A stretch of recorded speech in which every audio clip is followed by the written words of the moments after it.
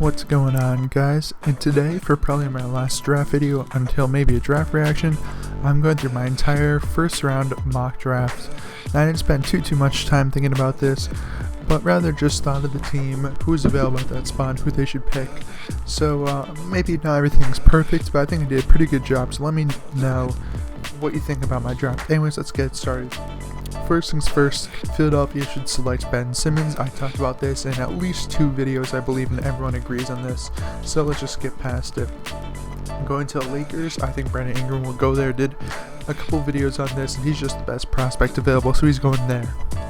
Now, third for the Boston Celtics, this is a little bit more of a question mark. So there's a lot of things they can do with it. I think the best thing for them to do is to trade away this pick. And if they can't do it before the draft, the best option is to choose Chris Dunn, probably the most talented at this point, or one of the better players. And he'll probably succeed in the NBA regardless. So I think this is the best spot where if they came and trade it, he's not a bad guy to have on your team either. And there's no one really better than him at that spot, I feel like. But most likely they'll trade this for Jahlil Okafor. At least that's what I hope what will happen. Going fourth to the Phoenix Suns is Dragon Bender. I said this because I feel like Phoenix can't draft any more guards or else they'll get absolutely destroyed. Maybe later on in the draft they can, but early on they can't, as they have 3 starting caliber guards. And I mean, signing Isaiah Thomas last year, even though they gave him away to the Celtics, it's kind of ridiculous where they're just overloaded with guards. So I think Dragon Bender is the best at this spot, where he can become a really special player in a few years. And I think that's what Phoenix needs, and they're really lacking in the power forward department ever since Markieff Morris has left. So I think he might be a good long-term solution. Alright, going 5th, I say Jamal Murray to Timberwolves. I think this is a very tradable pick as well. But I think if they keep it, they'll choose Jamal Murray, mainly because of his 3-point shooting and his potential as a combo guard. And I don't think Chris Dunn will last as long, and he didn't in my draft. So if they get rid of Rubio, he can probably be a starting point guard within a couple years, if not this year. Now going to the 6th pick, to the Pelicans, I have Buddy Hield. Now, I think not Jaylen Brown, my bad. Chris Dunn would be the ultimate pick for the Pelicans, but I don't think he'll last till 6.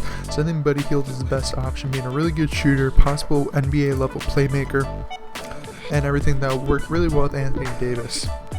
Now moving on to the 7th pick, the Denver Nuggets select Jaylen Brown. Now the Nuggets have every position has a solid starter, but I think small forward is the one question mark, where they have Gallinari and Wilson Chandler, but I don't know how long they'll last there. And I feel like he has a lot of upside, so why not get the best upside player, the position you might have some questions at. Now moving on to the 8th pick, which is actually quite confusing for the Kings, as they have not had a top 12 prospect work out with them. I still think Marquise Chris will go there, as they really need upside at this point. I mean, they could get a point guard, as Darren Collison's going to be their probably started point guard next year. I would expect Rondo would leave. Their shooting guard is lacking, and at small forward and center they already have set players, so why not try to get a good power forward for the future in Marquise Chris. Now moving on to the 9th pick, I say the Toronto Raptors will select Domantas Sabonis. I believe that there were some talks about this earlier, where they thought that, or they didn't announce it, but they liked him a lot. I think it would work really well, where the one thing that they're really lacking is a good starting 4, and I feel like Sabonis can come into the league and do really well early on and stay pretty good for a while and fit really well into Toronto's scheme. Now moving on to the 10th pick, the Milwaukee Bucks have selected Jakob Poeltl, however you say his name, as a really good defensive center who can also play some offense down low, as that's what they really need, is a 2-way athletic center. And even though he's not the best and biggest athlete, he's still a pretty solid player, and I think he'll fit very well in Milwaukee's future. Now to the 11th pick, I think that Furkan Korkmaz will go to the Orlando Magic. Their best option is probably trade this pick away, but if they can't, I think Furkan is a really good option for them, and he'll probably come off the bench, maybe develop overseas for a year or 2, and become just a really nice athletic 3-and-D player by the end of his career. And I mean, there's no real superstars at this point, or guys with superstar potential, so I feel like he is the best option for them if they don't trade their pick. Now going to somewhere that might actually surprise you. Yes, the Atlanta Hawks. This was originally the Utah Jazz's pick, but there was a pretty large trade announced just a couple of hours ago between the Jazz, Pacers, and the Hawks, where the Jazz gave away their, I believe this is the 12th pick. Yes, gave away the 12th pick in order to pick up George Hill, and the Indiana picked up Jeff Teague. This is a 3-team trade, whereas basically Jeff Teague, George Hill, and the 12th pick all on the move. It actually just got updated on NBADraft.net that now it shows that's the Hawks pick, and I think the best option for them is Denzel Valentine, because he just seems like a Hawks player, and all you can do, or not all you can do, all around jack of all trades kind of guy. He might not be a superstar in the league, but he'll be a really solid player. And I feel that, I don't know if they'll keep Kent Bazemore, but I feel like he can fit in Kent Bazemore's shoes pretty well, being a pretty good 3-point shooter and just an all-around playmaker and a good player to have on your team. Now over to the 13th pick in Phoenix. I think they'll choose Deonte Davis out of Michigan State right here.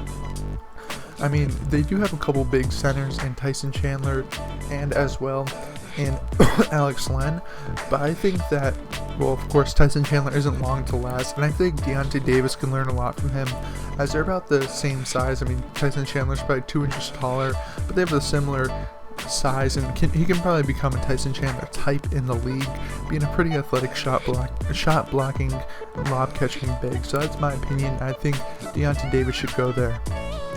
Now moving on to the 14th pick, I think the Chicago Bulls should select Wayne Baldwin. Now this is right after the Derrick Rose trade, and yes, if you didn't hear about that, Derrick Rose was traded, and I believe it was for Jose Calderon, Jeremy, I think it's Jeremy Grant, the point guard for the Knicks, and not Plumlee, Robin Lopez, for him, and like a second rounder. So they really need a point guard for the future, and they could choose Dejounte Murray, but I think, in my opinion, I think Wade Baldwin would fit really well in this team, being a really good player all around. I think he's only a sophomore. Yes, he's only a sophomore, so he's still pretty young and can develop. And I mean, I think the Bulls are about to go into full rebuild mode, and this is the best option to go. Now, with the 15th pick, I say the Denver Nuggets will select one and only Henry Ellenson, the big white dude. I think Henry is a solid prospect to have at this point, and there are some rumors that Kenneth Faried might be traded away and he's being shopped right now, and I think that Henry Ellenson can be a really good power forward in a couple years. And I mean, he's really big, he's about 7 feet tall, and why not get all the big white guys, Denver Nuggets, and I feel like he is just a guy you can build with. And I mean, look at that color scheme, it's like Marquette is the exact same as the Nuggets, so you know, why not? Alright, moving on to the 16th pick, I say that the Celtics should choose Skal Labissiere. I was between Skal Labissiere and Bryce Johnson on this, as 2 athletic big guys, but I ended up going with Skal, as he has a much higher upside than Bryce Johnson. And I know, I think it was Bill Simmons was really upset. He's like, oh, if they kept the Nets pick all along, they end up with Skal. Well, the thing is, they can and pick up Skal, but now at 13, as he slipped down quite a bit, even though I thought he could be a bust, I think at his absolute worst, he can be a shot blocker in the league. He might not be able to do too much more. Maybe, like, think of like Hassan Whiteside back when he was on the Kings, was only a shot blocker, couldn't do too much. Maybe that's his absolute floor, but I feel like he can still develop a little bit more. The Celtics could get a pretty good rim protector at this spot. Now moving into the Memphis Grizzlies, and at this pick, my bad, they end up picking up the really good shooter out of Florida State, Malik Beasley. I feel like this would fit Memphis really well, as they really do need a really good 3-point shooter, as their best one in recent memory was like Courtney Lee, maybe Vince Carter, and that's really lacking. And they haven't really tried to go for guards recently in the draft, so why not try to go for Malik Beasley, a guy who can help them for the current and future. Now going for the 19th pick, a teammate of a guy who was already selected, Marquise Chris. I think, in my personal opinion, Pistons will select Dejounte Murray. Now the thing about it is, I don't know what the Pistons really need. I think they just need help off the bench, because their starting lineup is pretty solid. They could get a better power forward. I guess Marcus Morris is the power forward. I don't know. He might be small forward, but they also have Tobias Harris, and I think he's slipped too far. As a lot of people predict him to go to like mid lottery to late lottery, like around the 10 spot. And I mean, Reggie Jackson's pretty good, but why not get a really good combo guard who can fill some issues off the bench? Alright, going to the the 19th pick, I say that the Nuggets select Timothy Luwalu. Not only do the colors match once again, but I really don't know too much about this guy, but a lot of people are high on him. I'm not that much into international prospects, but I feel like he would be good at the spots of the Nuggets, and why not try him out? They do have a lot of foreign players on their team, and I feel like he can build with that team. It's a really young, and I'm pretty sure he's a pretty good shooter and pretty athletic as well, so why not just get all those little things ticked off? Now going to the 20th pick, I say the Pacers end up selecting Bryce Johnson. I say that as, at this point, their one weakness might be the big spot. They do have Miles Turner. As I mentioned earlier, they did get Jeff Teague, where Teague is now probably their starting point guard. Of course, shooting guard might need some help with Monte Ellis starting there, but I feel like Bryce Johnson could fit really well in the modern NBA next to Paul George and Miles Turner, and be in a really good solid front court rotation. I know Larry Bird wants to go full up tempo and pace and space and whatever, the really catchy new word. I feel Bryce Johnson is still a great player at this spot that they should pick. I mean, of course, he might go for like a three-point shooter, as that's what he's trying to really go towards. But I mean, Bryce Johnson's a super athletic guy, and I feel like he can help out any team he's going to. Now heading over to this 21st pick for the Atlanta Hawks, I'm saying they select Taurean Prince. Now, this picture that you see up here, I believe this is like the funny thing where he was talking about rebounding, where they're asking, oh, how they get more rebounds than you? And he went like complete literal, like, oh, they jumped up and grabbed the ball. I don't really remember exactly, but I remember watching it when it happened during the tournament. And I said he goes here as he's a really good three-point shooter, and he's a pretty good defender. I feel like he is in the DeMarre Carroll mold, and that's one thing that they missed this year is DeMarre Carroll. So why not try to get another guy who can come off the bench? As I feel like Denzel Valentine might step right into the small forward spot. Why not get a swingman who can really help you out? So I think Taurean Prince is the best option at this point. Now moving on to the 22nd pick, I say the Charlotte Hornets select DeAndre Bembry. There aren't really any North Carolina guys left. I mean, Jordan's not going to reach all the way for Marcus Page, as the Hornets, or pretty much Jordan, always chooses the North Carolina prospect available. But what the Hornets really need is a really good shooting guard, as I believe right now their starting shooting guard might be like Jeremy Lin or Jeremy Lamb, one of those two. I mean, Batum can play shooting guard because of the fact that they do have Michael Kidd-Gilchrist. But I think DeAndre Bembry can be a really good 2 and 3 player, really good defender. Not a great rebounder, but a hustle player and pretty athletic. And of course, you gotta love that afro. And I think he's just one of the better players available at this spot. And with the Hornets trying to make a push deeper into the playoffs, I feel like he can help them out. Now, moving on to the 23rd pick. Sorry if I do that sometimes. I'm looking down below. I have my little notes out of NBADraft.net to see what number it is. I feel like the Celtics should end up picking up Damian Jones out of Vanderbilt. Now, I don't know too much about him, but he's a really big body, and he can probably help out the Celtics in their rebounding and interior defensive needs, where he can satisfy both things, and hopefully the Celtics will be able to become a really good defensive team down low, as that's what they're really lacking this year, and I think with him they'd be able to become a much better team. Now moving on to the 76ers, I believe this is their third pick at the 24th spot. I say out of Notre Dame, they select, my bad, Demetrius Jackson. Really good point guard. If they don't end up picking up the Chris Dunn in that trade that I mentioned earlier, I think they still can get a decent point guard on the market and develop Demetrius as he's a pretty solid point guard right now. I looked up his stats. Nothing really wows you, but he had a lot of really good things going for him, so why not try to get just a solid point guard that you can build with for the future. Now moving on to the 25th pick, I say the Clippers select Diamond Stone. I really don't know too much about what the Clippers need besides a small forward at this point. There weren't really that many small forwards in their range available. I mean, they could trade down, and they do have the 33rd pick in order to pick up another small forward, but I think at this point, picking up a good backup center would be a really good idea for them. I mean, they do have Cole Aldrich, who isn't that great, but I mean he's a decent backup center. But why not just pick up another one just in case, because Cole Aldrich might leave. And I feel like if Diamond Stone gets right athletically and like in good shape and gets everything figured out, I feel like he can be a really special player. He was very raw this year, but he's also still very young. Now moving on to the 26th pick, also by the Sixers, I say they pick Caris LeVert, I don't know how to say his name entirely, out of Michigan. Now, he would have been a really high pick a few years ago, but he decided to stay and he had a bunch of injuries. And I feel like at this point, 76ers are just going for a lot of good players that they can get, especially in the late first round. They might trade away some of these picks, but I mean, if they don't, I think Caris LeVert, however you say his name, is a really solid option. As a really big shooting guard who can help them out, still fairly athletic, and help them at the position in need. Now moving on to the 27th pick, I say the Raptors select Thon Maker. This fits perfectly as Thon Maker is from Canada after all, and as the only Canadian team they can really use him.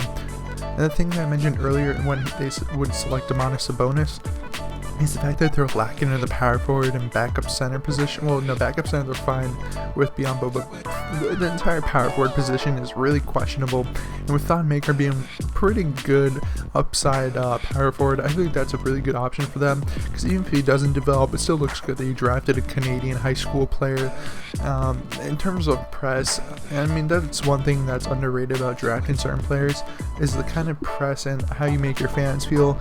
And I mean, at this pick, there's not really anyone you can try to go out and build around, it seems. So why not go for a high upside player, as they did that a couple years with Bruno Caboclo? So why not go once again? Alright, now for the 28th pick, my bad, the Phoenix Suns will select out of UNLV Steven Zimmerman.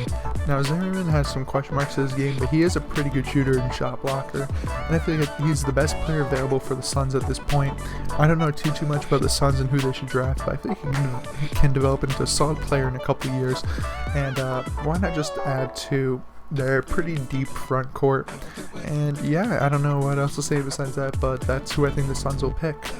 Now moving on to the 29th pick, I believe this guy whose name is Juan Hermogones, I don't know how to pronounce it, the power forward out of Spain. And I just gotta say this because I just feel like the Spurs are going to do something in free agency, and usually when they're planning on doing that, they just pick a guy who they can draft and stash. So they're going to pick this guy. I don't know anything about his game, but I mean, I feel like this is the year where they're going to draft and stash like what they did last year. So why not just do it again and pick up this guy? Of course, they could choose a guy who can come in the league next year, but that will have a cap hold. I believe that's the correct term for it. So I don't think they'll do it.